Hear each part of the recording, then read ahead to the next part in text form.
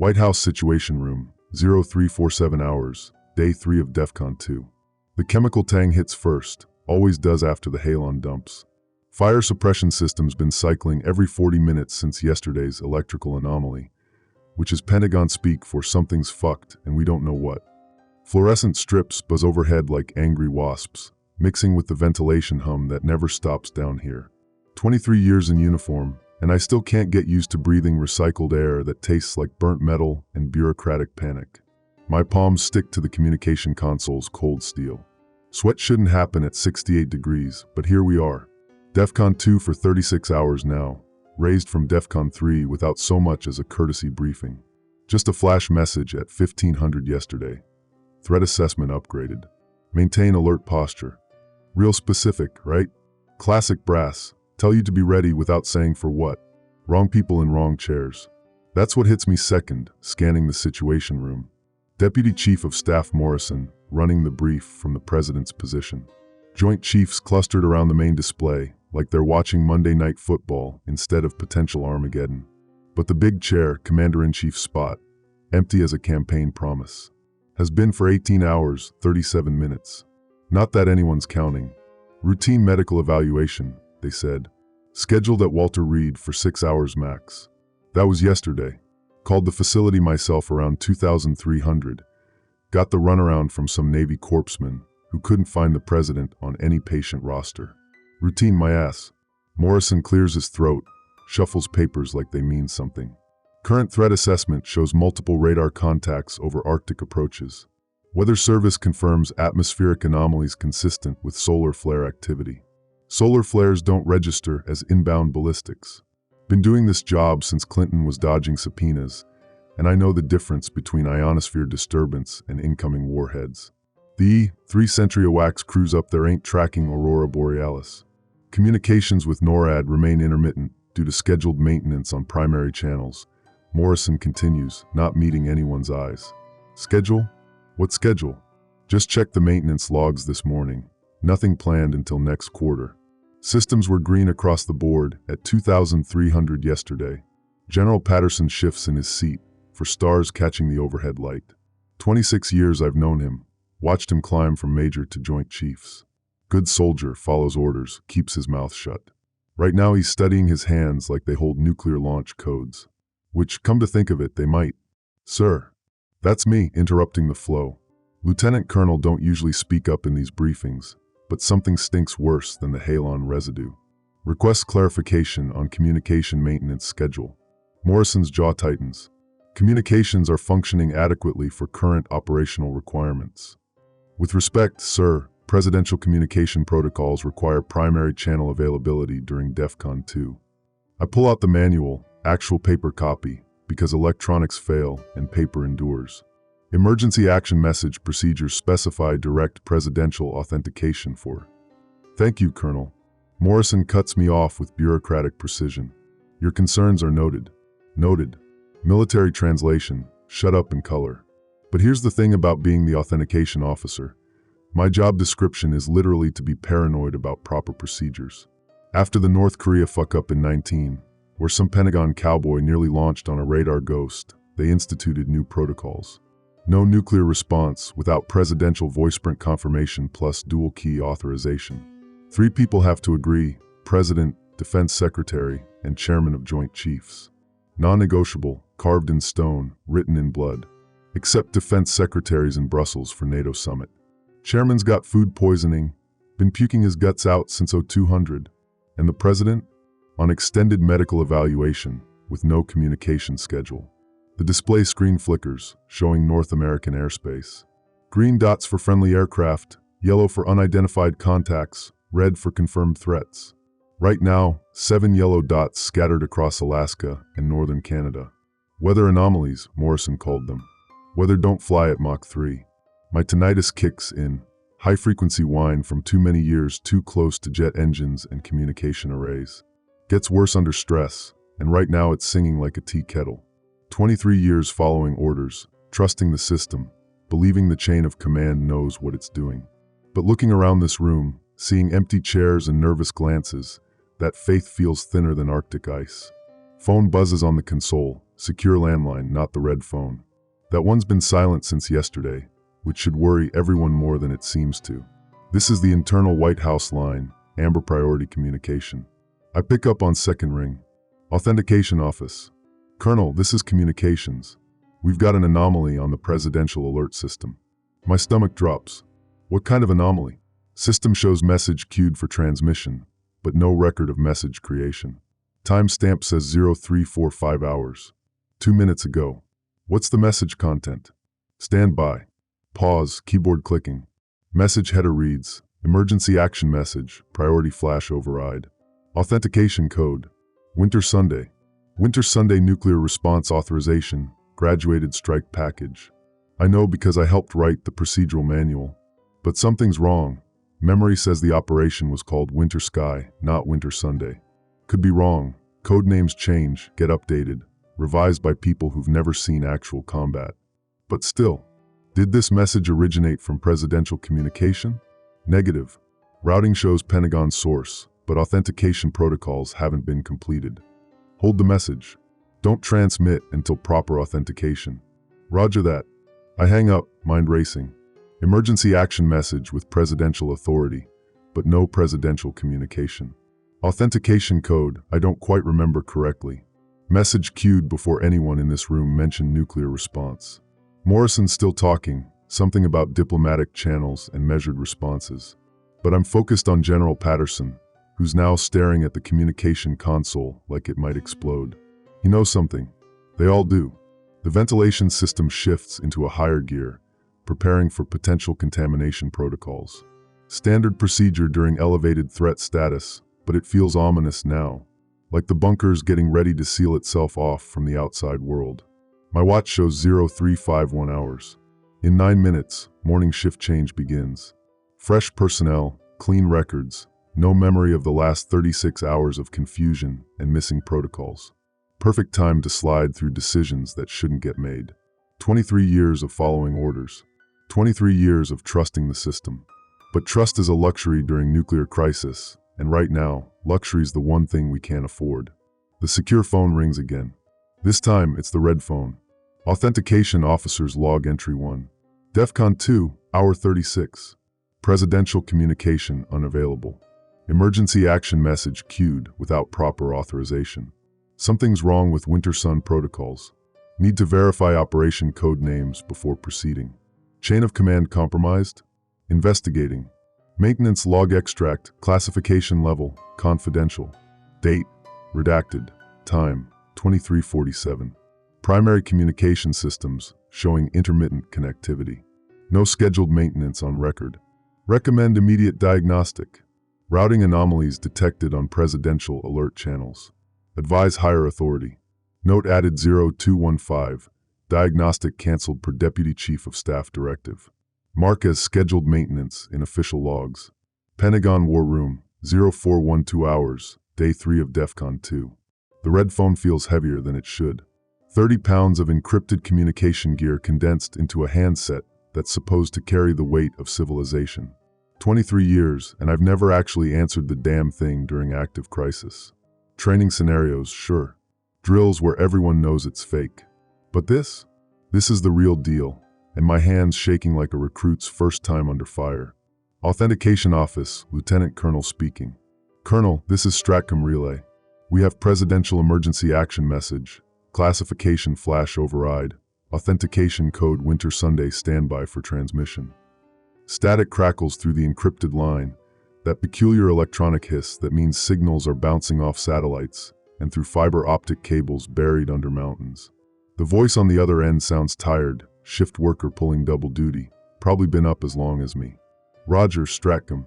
Standing by for authentication protocol. Authentication protocol bypassed per presidential directive. Message follows. Winter Sun authenticated, launch immediate. Presidential authority supersedes standard protocol, time critical. End message. My blood turns to ice water. Negative, Stratcom.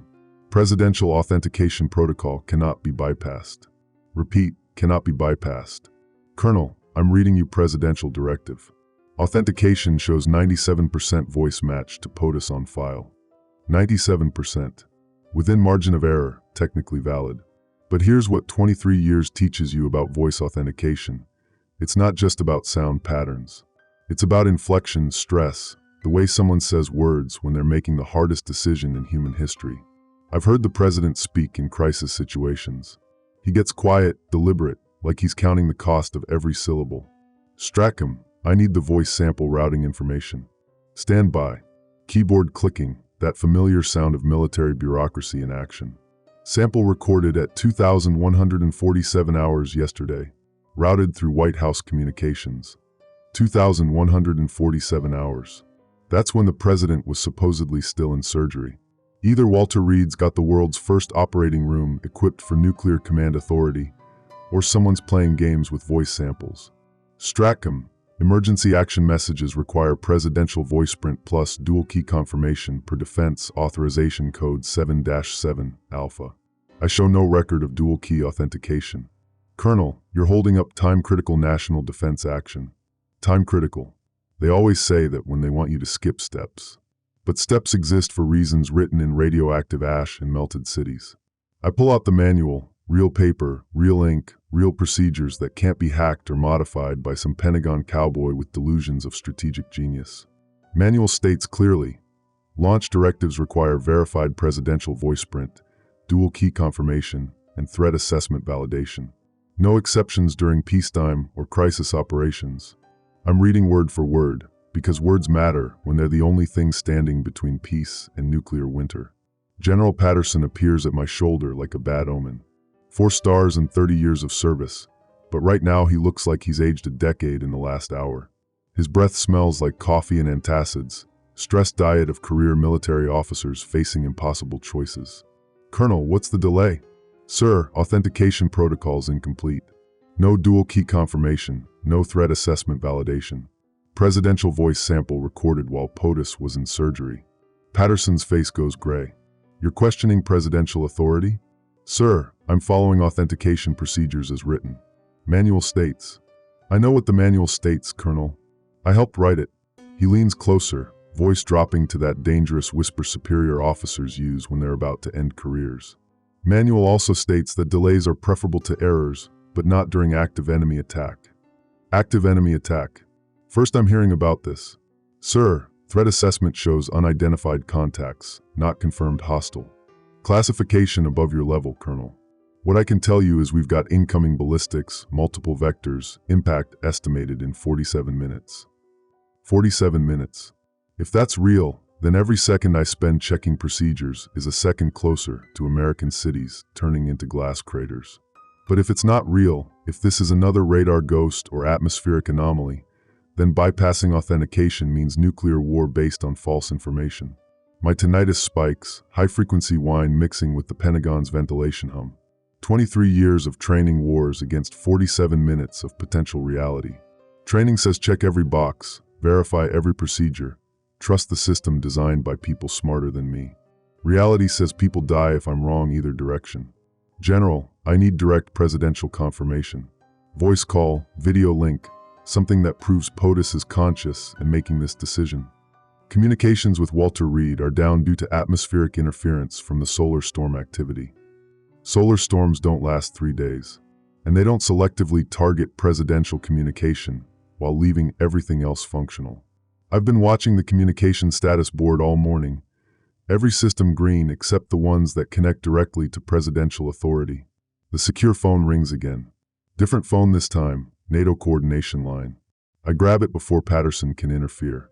Authentication office. Colonel, this is Supreme Allied Command Europe. We're receiving conflicting emergency alert system messages from U.S. sources. Can you confirm authentication on nuclear alert status? Conflicting messages.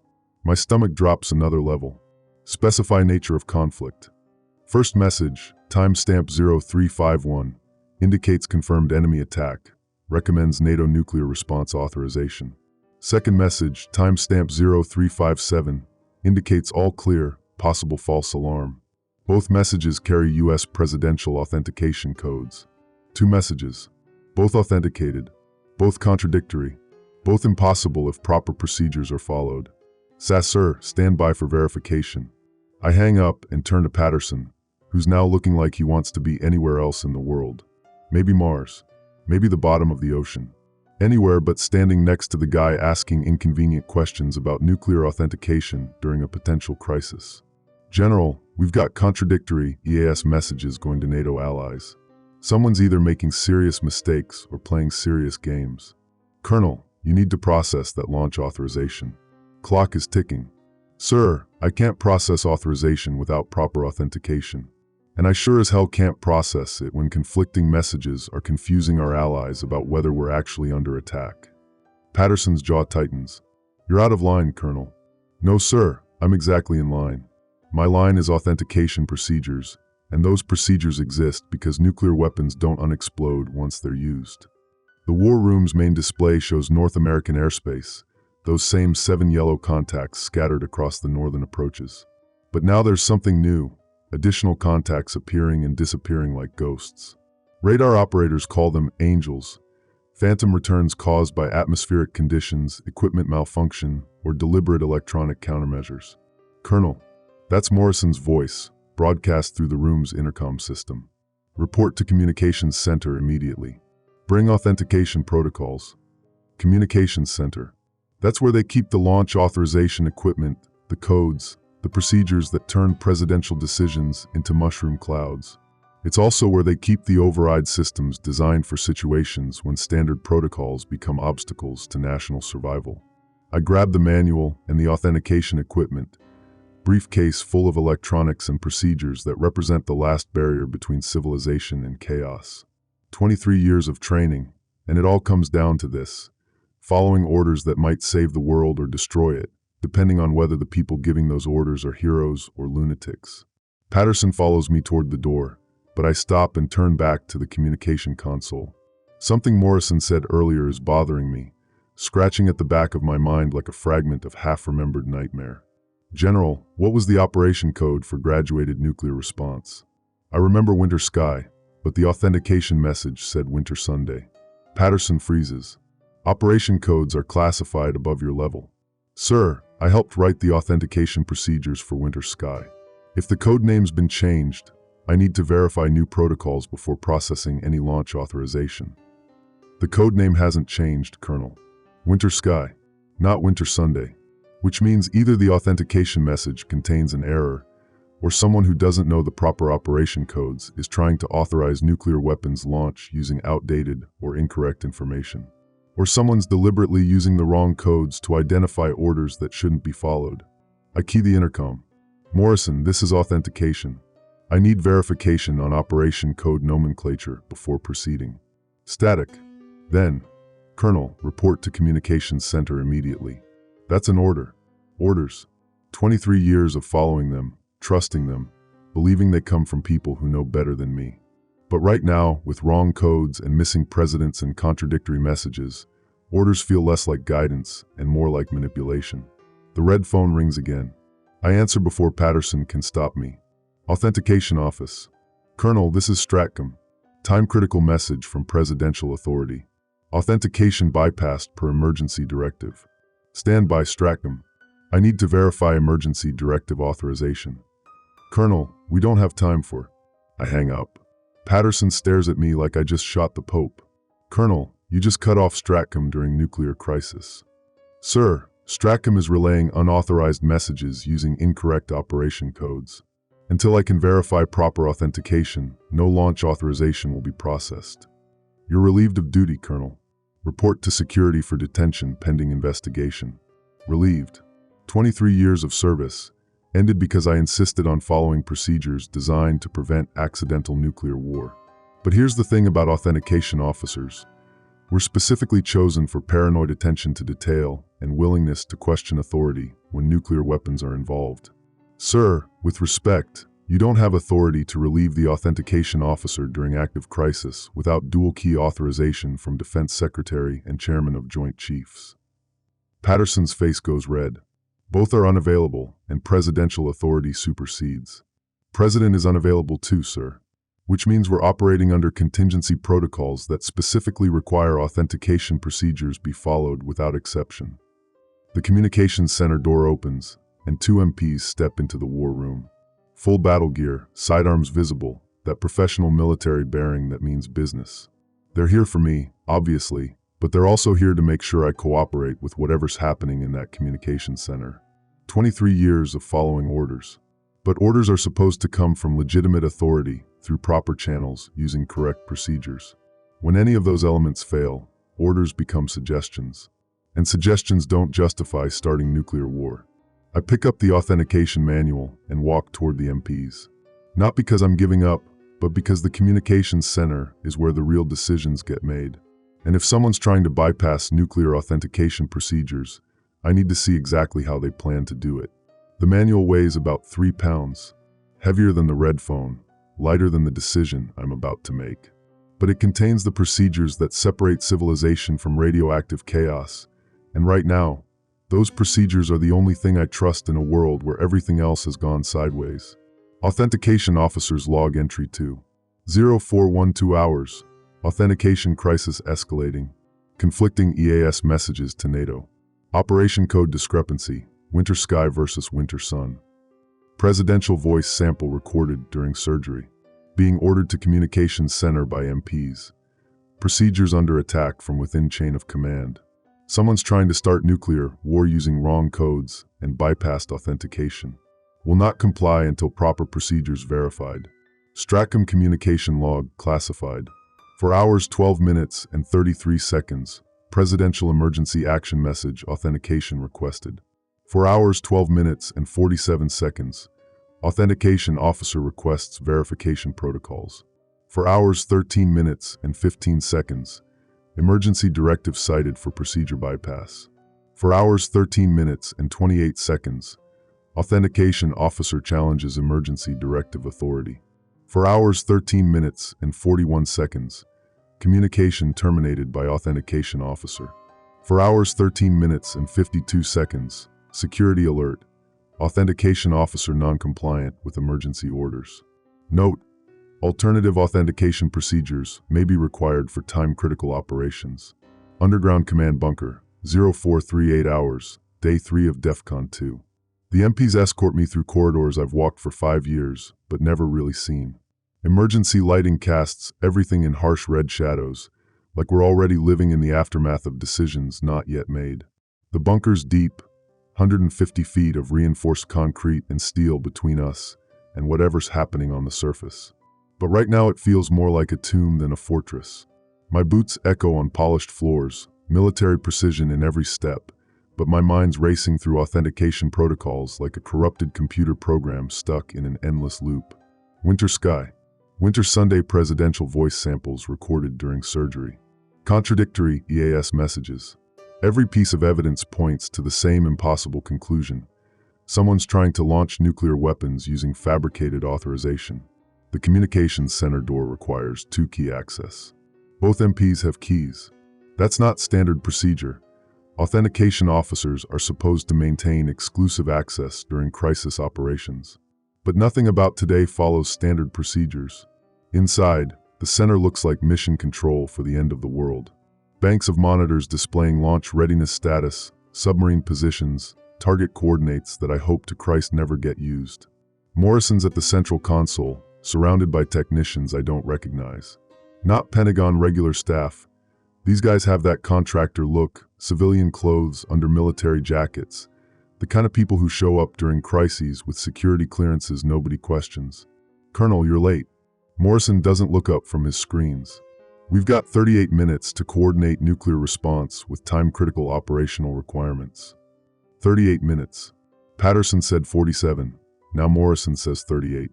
Either incoming ballistics are accelerating, or the timeline's being adjusted to increase pressure for authorization bypass. Morrison, I need verification on operation code discrepancy. Authentication message referenced winter sun, but current protocols specify winter sky. Operation codes are fluid during crisis conditions. Presidential authority can modify nomenclature as required.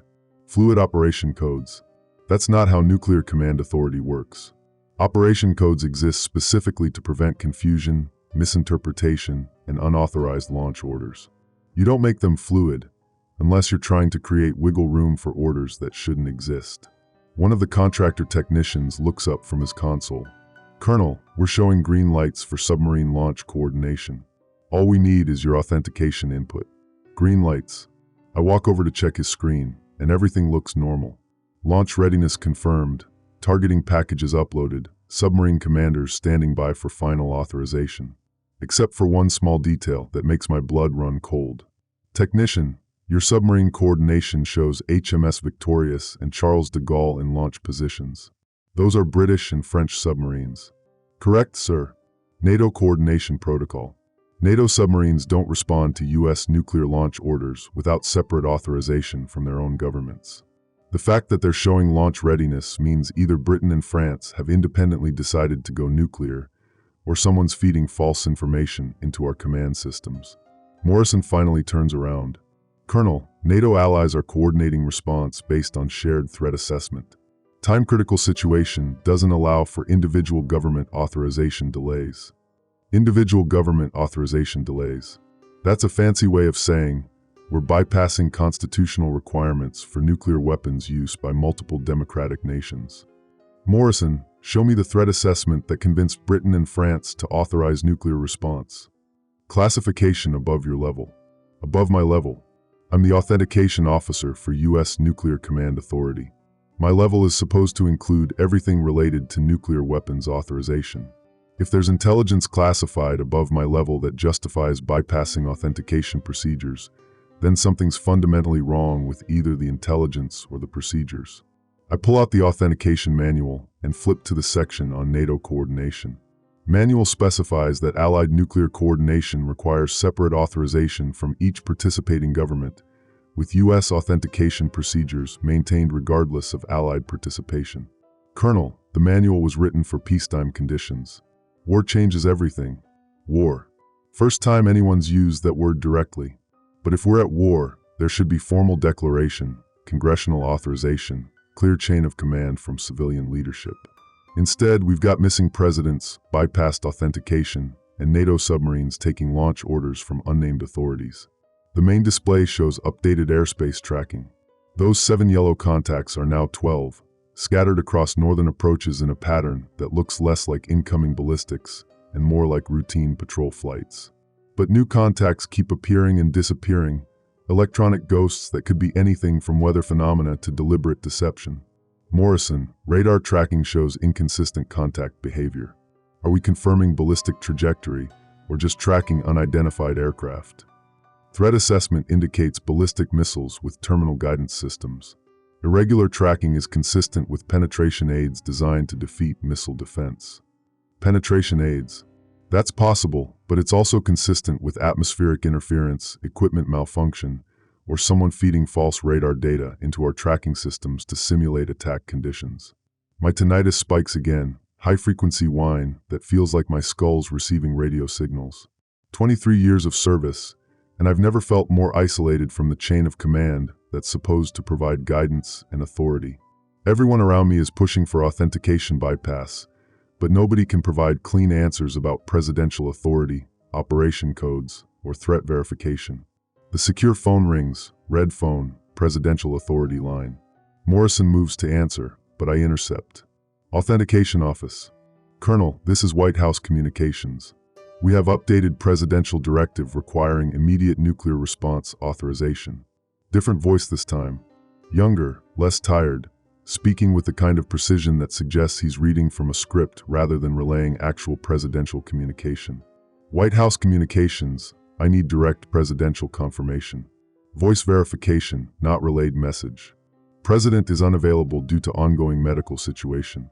Deputy Chief of Staff is authorized to relay presidential directives during executive incapacitation.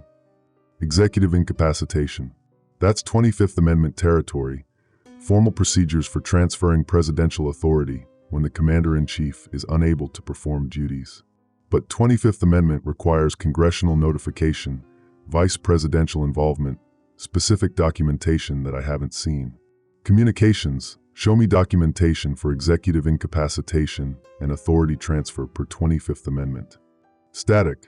Then, Colonel, documentation is being processed through appropriate channels.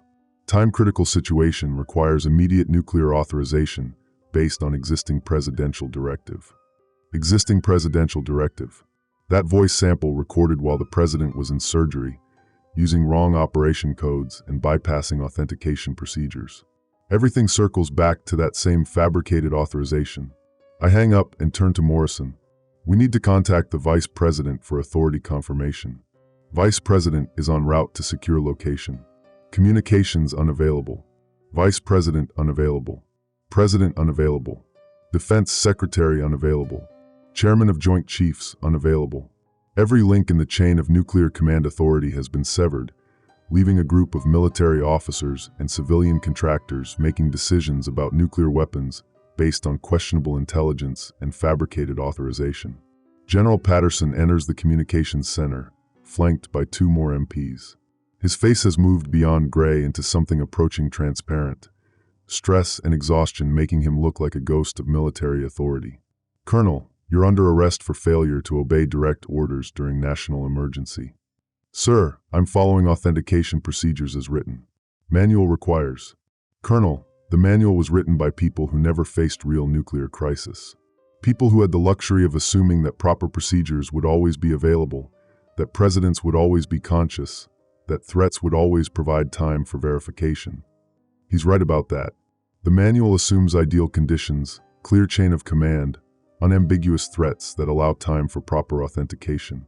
It doesn't account for missing presidents, fabricated messages, or contractors with security clearances making launch decisions. But the manual exists specifically because nuclear weapons don't allow for improvisation.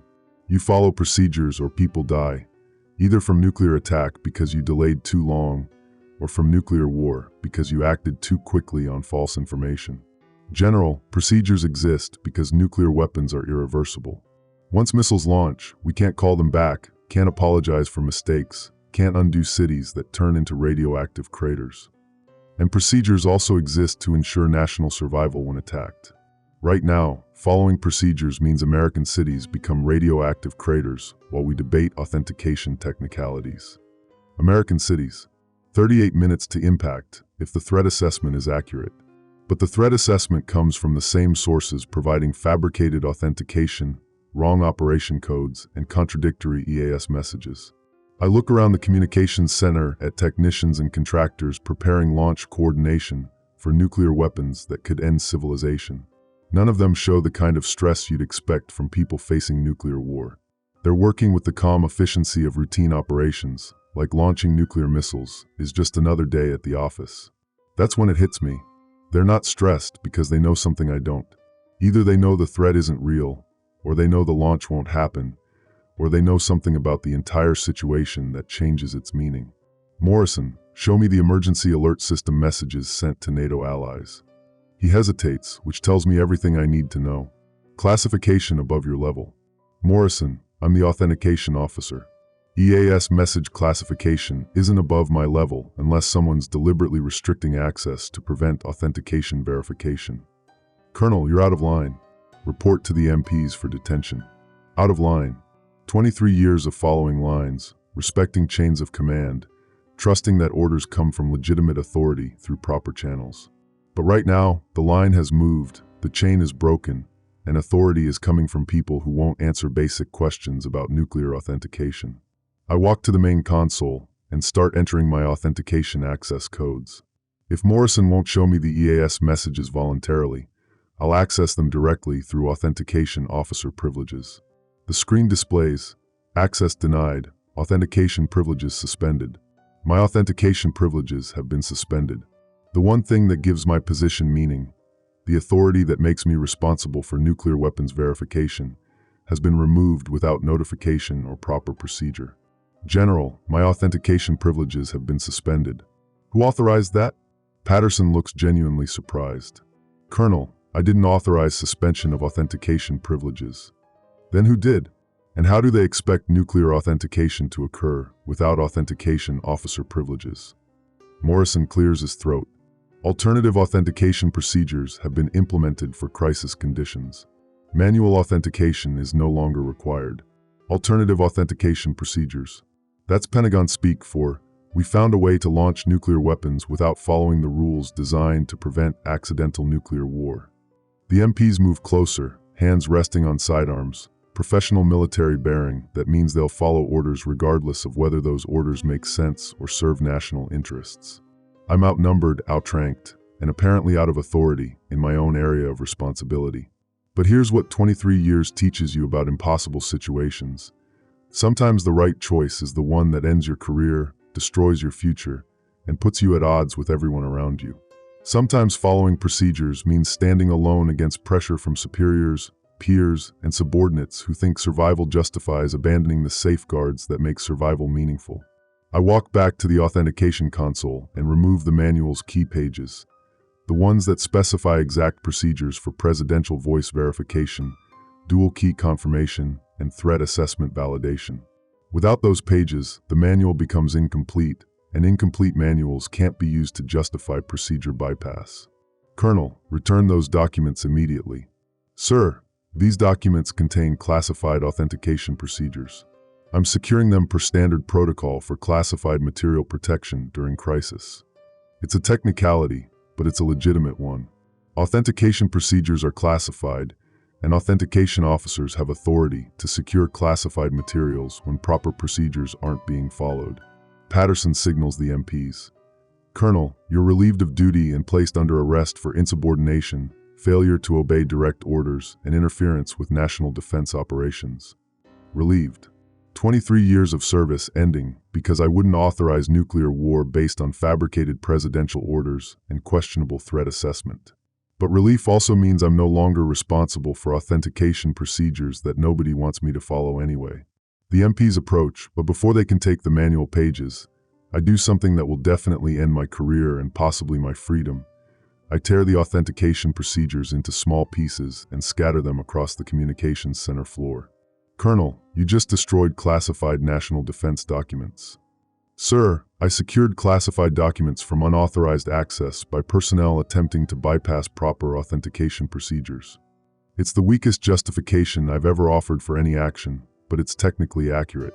The manual pages contain procedures for nuclear weapons authentication, and those procedures were being bypassed by people who wouldn't provide proper authorization for procedure modifications. Morrison activates the intercom. Security, we need immediate document recovery and personnel detention in communications center. Document recovery.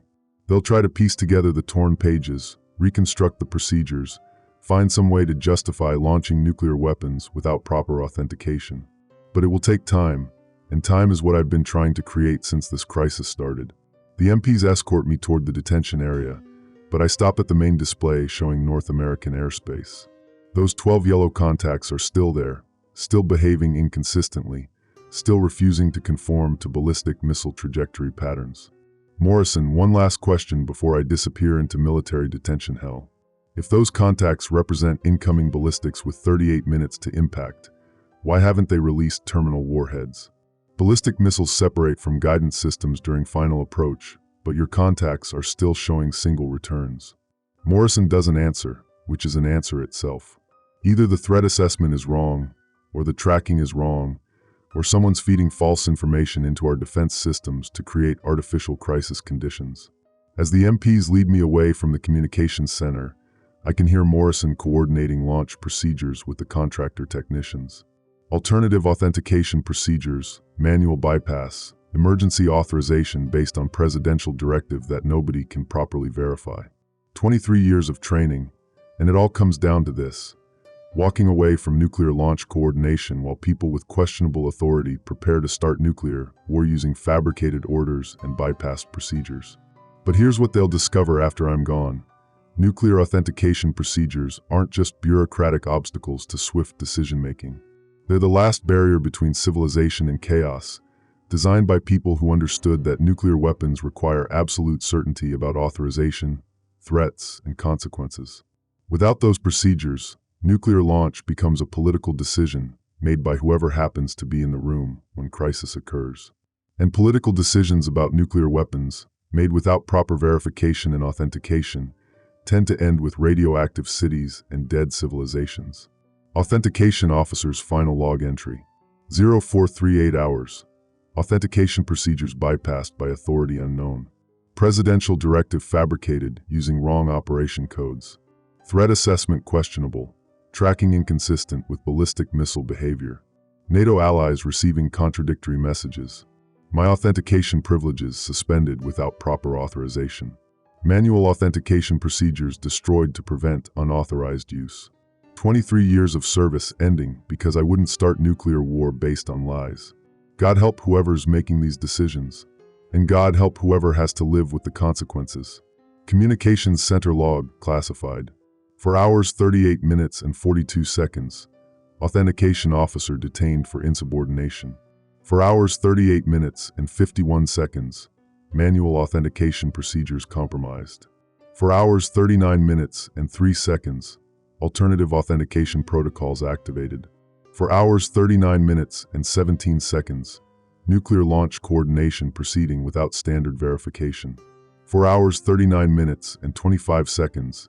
Estimated impact time revised to 31 minutes. Note, backup authentication procedures may require additional personnel clearance. Detention Block C, 0520 hours, Day 3 of DEFCON 2. The holding cell smells like disinfectant and stale air recycled through filters that haven't been changed since the Carter administration. 23 years of service, and I end up in the same detention block where they keep contractors who fail security clearance reviews and junior officers who can't handle classified material properly. Concrete walls, steel door, fluorescent lights that buzz with the same frequency as my tinnitus, like the bunker itself is trying to drive me insane. But insane might be the wrong word for what I'm feeling. Clarity, maybe. For the first time in 3 days, I'm not responsible for nuclear authentication procedures that nobody wants me to follow. I'm not standing between civilization and nuclear war, while people with questionable authority pressure me to bypass safeguards designed to prevent accidental Armageddon. I'm just a disgraced military officer sitting in a cell, listening to the ventilation system cycle air through ducts that connect to every part of this underground facility. And through those ducts, I can hear fragments of conversation, radio chatter, operational communications that tell me more about what's really happening than anything Morrison or Patterson shared during official briefings. Launch coordination suspended pending authentication review. Presidential medical team reports successful surgery, patient stable. NATO allies requesting clarification on U.S. response timeline. Radar contacts determined to be commercial aircraft diverted through military airspace. Commercial aircraft, not ballistic missiles with penetration aids and terminal guidance systems. Commercial aircraft diverted through military airspace, probably because of the DEFCON 2 alert that shut down civilian air traffic and forced passenger jets to take alternate routes through corridors normally reserved for military operations. 12 yellow contacts that looked like incoming nuclear strike because somebody wanted them to look like incoming nuclear strike. Weather phenomena, atmospheric interference, and commercial aircraft manipulated through radar display systems to create artificial crisis conditions that would justify launching nuclear weapons without proper authentication. The detention block door opens, and Morrison enters looking like he's aged 5 years in the past hour. His uniform's disheveled, sweat stains under the arms, hands shaking with stress or fatigue, or the kind of exhaustion that comes from making decisions you know are wrong. "Colonel, we need to talk." "Morrison, I'm under arrest for insubordination and destruction of classified documents." "I'm pretty sure we're past the talking stage." He sits on the concrete bench across from my cell, head in hands, speaking without looking up. "The launch didn't happen. Launch didn't happen." For words that could mean nuclear war was averted, or nuclear war was delayed, or someone with actual authority finally stepped in to stop nuclear weapons use based on fabricated presidential orders. Morrison, which launch didn't happen. U.S. missiles or NATO coordination or submarine response. None of it. Whole operation was terminated 18 minutes before scheduled launch window. Terminated. Military terminology for canceling operations that were supposed to occur. But nuclear launch operations don't get terminated unless somebody with higher authority than whoever authorized them decides the authorization was invalid. Who terminated the operation? Morrison looks up, and I can see defeat in his eyes. Not the professional disappointment of mission failure, but the personal devastation of realizing you've been manipulated into betraying everything you're supposed to protect. President. Conscious, alert, pissed off beyond description. Apparently the routine medical evaluation was emergency surgery for appendicitis, not some extended incapacitation requiring deputy authorization for nuclear response. Appendicitis. Emergency surgery that takes 3 hours, recovery time that requires overnight observation, standard medical procedure that doesn't involve transferring nuclear command authority to deputy staff who aren't constitutionally authorized to make nuclear launch decisions. Morrison, appendicitis surgery doesn't require executive incapacitation under 25th Amendment. President remains commander-in-chief unless he's unconscious or specifically delegates authority through proper channels. Yeah, well, somebody forgot to mention that to the people coordinating nuclear response while he was under anesthesia. Somebody forgot.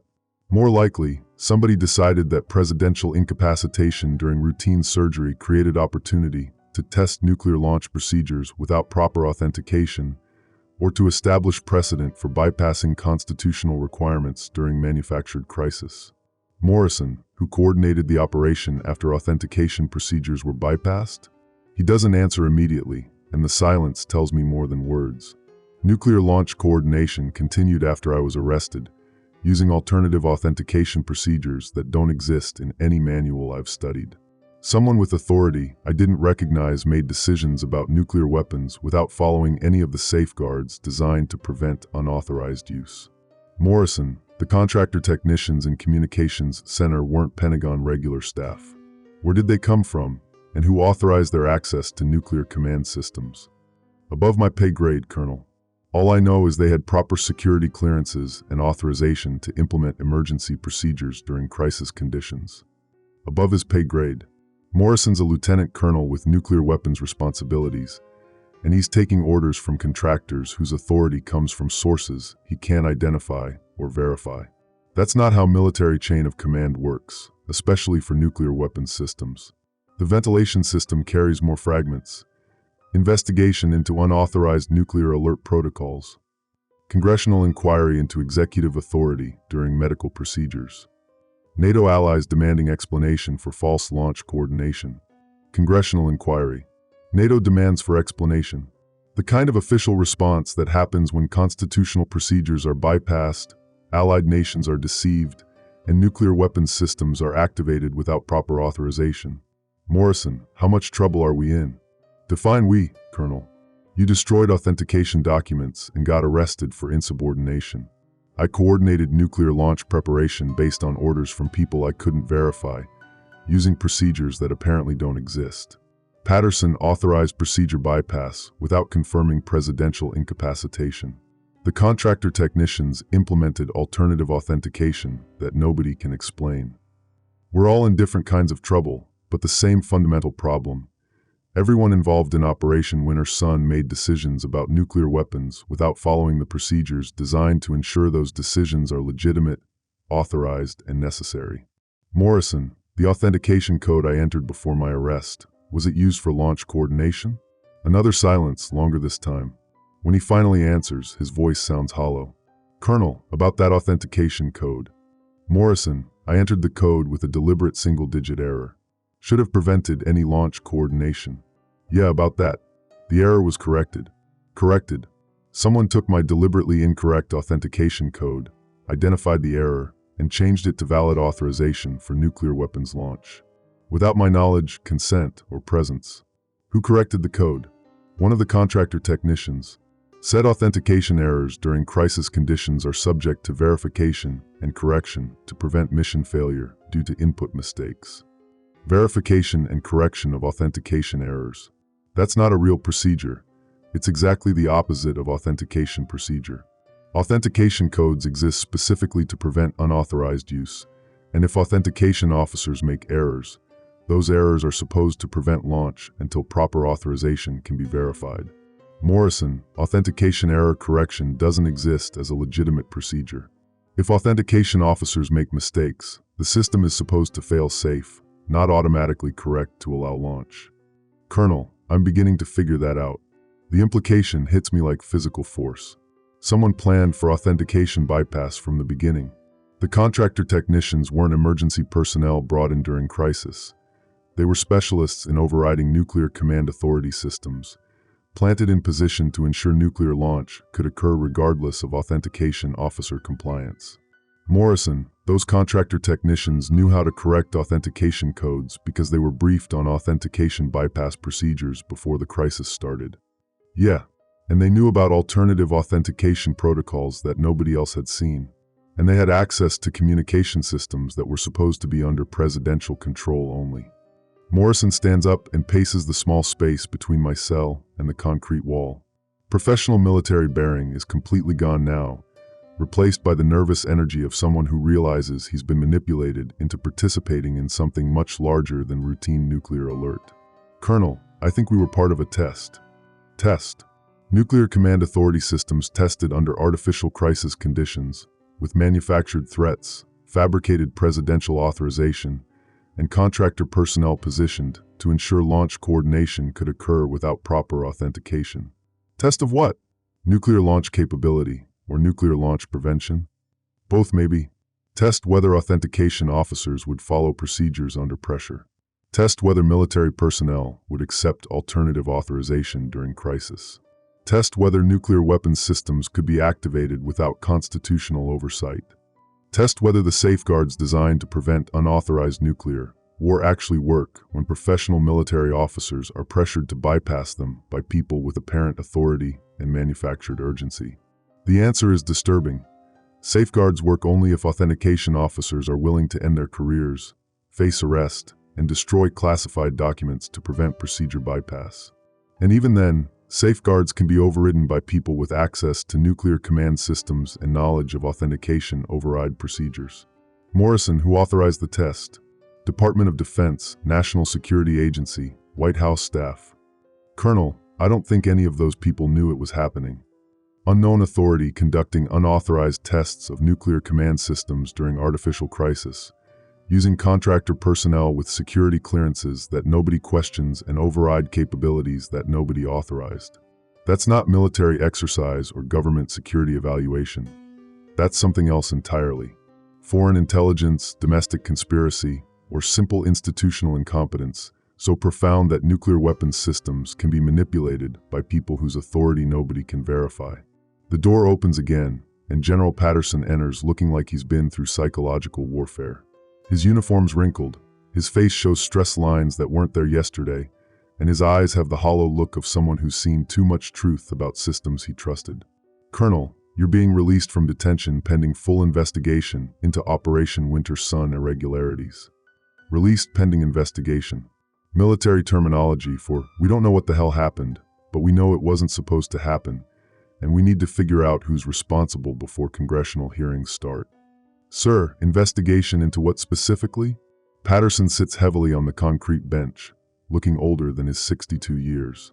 Unauthorized activation of nuclear command systems. Fabrication of presidential authorization. Deployment of contractor personnel with undocumented security clearances. Bypass of constitutional requirements for nuclear weapons use. Implementation of authentication override procedures that don't appear in any official manual. All the things I tried to prevent by following authentication procedures, questioning authority, and eventually destroying classified documents rather than allow their use for unauthorized nuclear launch. Sir, the contractor technicians who corrected my authentication code, are they being investigated? Colonel, the contractor technicians disappeared. Disappeared. Not reassigned, transferred, or dismissed from duty. Disappeared, like they were never part of nuclear command operations, never had security clearances, never participated in Operation Winter Sun coordination. Sir, security camera recordings should show contractor personnel in communications center. Cameras malfunctioned during crisis operations. No recordings available for the time period when contractor technicians were present. Camera malfunctioned during the exact time period when unauthorized personnel were manipulating nuclear command systems. Either the worst possible timing for equipment failure or deliberate sabotage to prevent documentation of whatever really happened during Operation Winter Sun. Morrison speaks from across the detention cell. General, the contractor technicians knew authentication override procedures that don't exist in any manual. Where did those procedures come from? Patterson doesn't answer immediately, and when he does, his voice sounds defeated. We don't know. Authentication override procedures were implemented using access codes that nobody can trace, authorization that nobody can verify, and technical knowledge that nobody on staff possesses. Unknown procedures, unknown authorization, unknown technical knowledge used to override constitutional safeguards for nuclear weapons systems. during manufactured crisis, with fabricated presidential authority, coordinated by personnel who disappeared without documentation. This wasn't a test of nuclear command systems.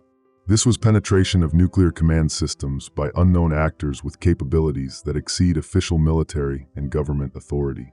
Sir, foreign intelligence services? Unknown. Could be foreign, domestic, or something else entirely. All we know is that nuclear command authority was compromised by people with access and knowledge that shouldn't exist. The ventilation system carries final fragments. President demanding full accountability. Congress scheduling emergency hearings. NATO reviewing nuclear coordination protocols. Investigation expanding to include all DEFCON operations. Full accountability for nuclear command system penetration during artificial crisis, designed to test constitutional safeguards for nuclear weapons. Congressional hearings to determine how nuclear launch could be coordinated without proper presidential authority. NATO review of alliance protocols that were manipulated during Operation Winter Sun. Patterson stands and unlocks my cell door. Colonel, you're reinstated to active duty pending investigation results. Authentication officer position remains yours if you want it. If I want it. 23 years of service. Career nearly ended because I wouldn't bypass authentication procedures designed to prevent unauthorized nuclear war. Now offered the same position to help investigate how those procedures were compromised by unknown actors with undocumented capabilities. Sir, what happens if we discover that nuclear command systems can be penetrated and manipulated by people whose identity and authority we can't verify? Then we fix the systems, improve the procedures, and ensure it never happens again. Never happens again. Standard military response to system failure. Identify problems, implement solutions, restore confidence in procedures and authority. But nuclear command systems aren't like other military systems. If they fail, cities disappear. If they're penetrated by hostile actors, civilization ends. If constitutional safeguards can be bypassed during manufactured crisis, democracy itself becomes vulnerable to manipulation by people with technical knowledge and questionable authority. Sir, I accept reinstatement. But I want documentation specifying that authentication procedures are non-negotiable, regardless of crisis conditions, presidential status, or pressure from unverified authority. Done. Authentication procedures will be reinforced, documentation improved, and oversight expanded to prevent future compromise. I walk out of detention into corridors that look the same but feel different. Emergency lighting still casts harsh red shadows. Ventilation still cycles air through filters that need replacement. Concrete walls still separate us from whatever's happening on the surface. But now I know that nuclear command systems can be penetrated, constitutional safeguards can be bypassed, and presidential authority can be fabricated by people whose identity nobody can determine. Knowledge that changes everything about nuclear weapons security and national defense. Operation Winter Sun is officially terminated, but its implications will continue for years. Congressional investigations, NATO reviews, authentication procedure revisions, security clearance evaluations, all the institutional responses to discovering that our most dangerous weapons systems are more vulnerable than anyone imagined. I returned to the authentication office to find my desk covered with incident reports, investigation requests, testimony schedules, and congressional subpoenas. The paperwork of accountability, the documentation of system failure, the bureaucratic aftermath of near-catastrophic security compromise. But on my desk, underneath the official documents, I find something that shouldn't be there. A handwritten note on White House stationery. Colonel, authentication procedures worked exactly as designed. Thank you for following them when nobody else would. The test results will remain classified, but you should know that constitutional safeguards held because authentication officers like you exist. President of the United States. Presidential note, handwritten, acknowledging that Operation Winter Sun was indeed a test. Not foreign penetration or domestic conspiracy, but authorized evaluation of nuclear command systems conducted without knowledge of military personnel who were being tested.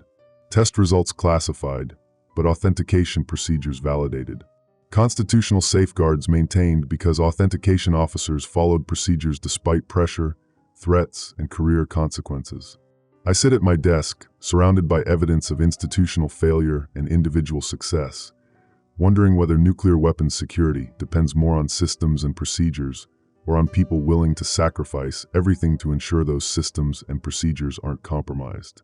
23 years of service, and I've learned that nuclear authentication is ultimately about human judgment under impossible pressure.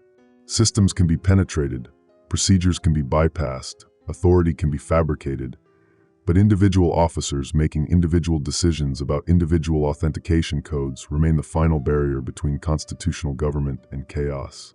Authentication officers' final log entry revised.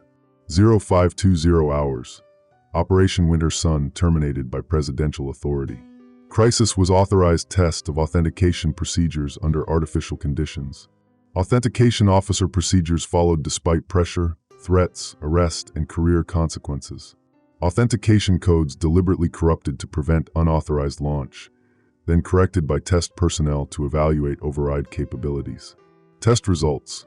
Constitutional safeguards for nuclear weapons depend entirely on authentication officers willing to sacrifice careers to maintain procedures.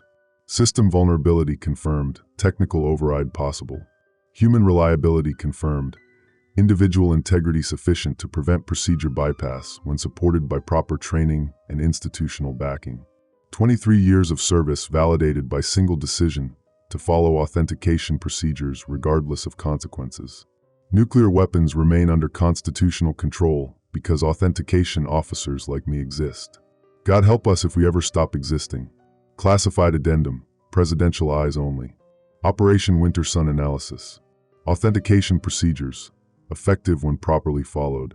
Military personnel, reliable under pressure when properly trained. System vulnerabilities, significant but manageable with human oversight. Constitutional safeguards, maintained by individual officer integrity. Recommendation, reinforce authentication training, eliminate override capabilities, expand congressional oversight. Priority, ensure authentication officers understand their role as final guardians of constitutional nuclear authority. Test classification, success. Human element, essential. System security, dependent on individual integrity. Nuclear weapons remain secure because people like Colonel Redacted exist. Pray they always will.